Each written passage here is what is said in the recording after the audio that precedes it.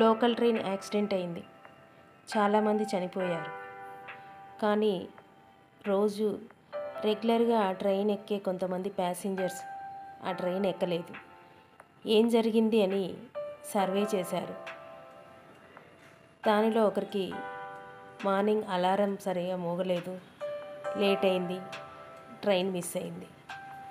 మరొకరికి auto, cab ఏది దొరకలేదు, లేట్ అయింది, ట్రైన్ మిస్ అయింది. మరొకరికి బైక్ పంచర్ అయింది, సో లేట్ అయింది, ట్రైన్ మిస్ అయింది. మరొకరికి బై మిస్టేక్ వాళ్ళ పిల్లాడు తన షర్ట్ మీద వాటర్ పోసాడు, చేంజ్ చేసుకొని వచ్చేసరికి లేట్ అయింది, సో ట్రైన్ మిస్ అయింది. వారు ఆ చిన్న గ్యాప్లోనే వారి బ్రతికి ఉన్నారు. ఇప్పుడు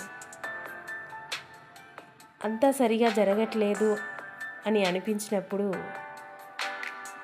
మనకేదో మంచి జరగబోతుంది అని ఆలోచించుకొని ఓపికతో ఉంటే మనకే అర్థమవుతుంది.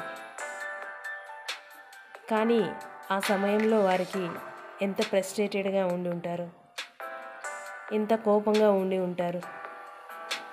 దేవుడు ఎప్పుడు ఇంతే, నాకు ఏది సరిగా ఇవ్వడు, నా జీవితం ఇంతే అని దేవుణ్ణి తిడుతూ ఉండి ఉంటాడు. కానీ ఏది జరిగినా మన మంచికి అని కొంచెం ఓపికతో ఆలోచించి ముందడుగు వేస్తే జీవితం మన చేతిలో ఉంటుంది. కాబట్టి